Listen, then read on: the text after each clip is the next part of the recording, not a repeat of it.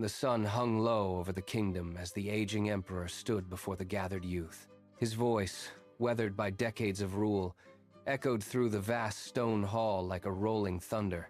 In his trembling hand, he held a small silken pouch filled with tiny, ordinary seeds.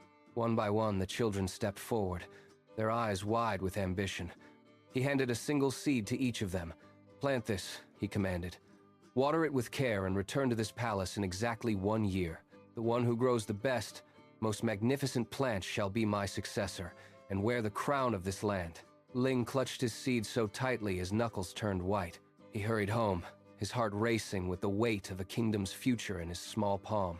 Ling filled a beautiful ceramic pot with the richest, darkest soil he could find. With a prayer, he tucked the seed beneath the earth. Every single morning, Ling poured cool water into the pot. He waited with bated breath, watching for the slightest crack in the dirt. 3 weeks passed. In the village square, other children began to boast, their voices loud with pride. "Look at my green sprout," one cried.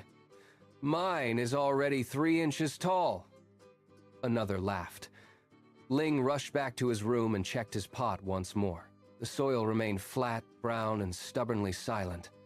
He moved the pot to catch more sun. He sang to the earth. But by the 6-month mark, Ling's pot stayed hauntingly empty. He watched his friends tending to vibrant stalks and lush leaves, while he nurtured nothing but dust. The seasons shifted, but the barren pot remained a constant reminder of Ling's perceived inadequacy. He felt the heavy weight of failure settling in his chest like a stone. He did not speak of his shame. Instead, he simply continued his daily ritual, his devotion never wavering even as hope began to wither. He kept watering the dirt, even when it felt foolish.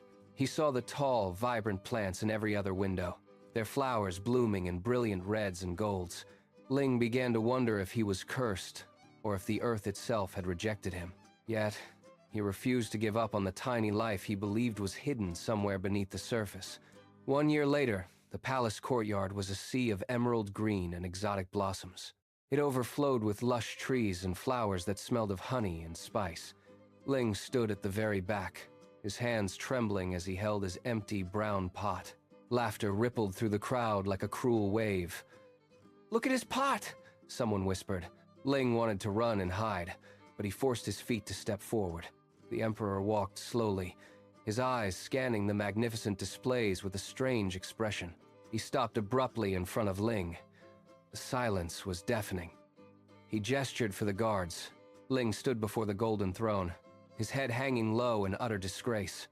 The emperor raised his hand, and the room fell into a chilling silence. "Behold," he declared, his voice ringing out, "your new emperor." Murmurs of confusion filled the room. The emperor lifted Ling's empty pot high for all to see. "1 year ago, I gave you all boiled seeds," he revealed. "They could not possibly grow. Only Ling had the courage and the honesty to bring me the truth." The emperor placed a gentle hand on Ling's shoulder. The boy looked up, tears blurring his vision.